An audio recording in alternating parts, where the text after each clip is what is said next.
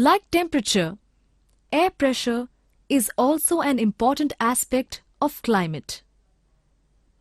Air has weight, but we do not feel it. Weight of air. Let us conduct an experiment to find out if air has weight. Take a big balloon, as balloon in the figure, fill it with air and tie its mouth tightly with a string. Weigh this balloon and make a note of the weight. Now remove the air from the balloon and weigh the empty balloon with the tied string. You will notice that the balloon filled with air weighs more than the empty balloon. This proves that air has weight. Because air has weight, it creates pressure. Bar is the unit for measuring air pressure. Air pressure is expressed in millibars. Now study about factors affecting air pressure. 1. Temperature. When the temperature rises, air expands and the density of air becomes less. As a result, air pressure reduces. As against this, as the temperature decreases, air contracts and its density increases and air pressure also increases. Generally, the temperature in the equatorial region is high. Hence, the air pressure there is low, whereas the temperature is low in the polar regions and the air pressure high. 2. Altitude.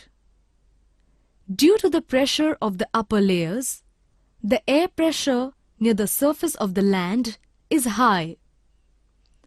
The height of the column of air decreases as we go high above sea level. Therefore, air pressure is less at higher altitudes.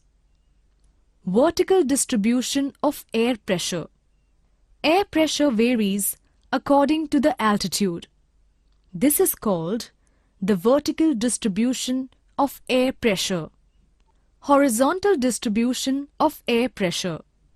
The air pressure is not the same horizontally over the surface of the earth. It varies in the different regions. This distribution of air pressure is called the horizontal distribution. Isobars. A line joining the places on the map, the same air pressure, is called an isobar. This figure shows the world distribution of mean annual air pressure with the help of isobars. The values of air pressure are mentioned on the isobars. Let us study this map based on the following points. Make notes and try to understand the world distribution of air pressure. Parallel nature of isobars. Regions with high and low air pressure and their location with reference to latitudes. The direction of isobars in the continental and oceanic regions and the distance between the isobars. Comparisons of isobars in the northern and southern hemisphere. Let us study the pressure belts. In the previous lesson, we have learned how temperature zones are formed on the surface of the earth. Similarly, pressure belts are also formed from the equator to the poles. They are as follows. 1. Equatorial low pressure belt. This belt extends from the equator up to 5 degrees north and 5 degrees south latitudes.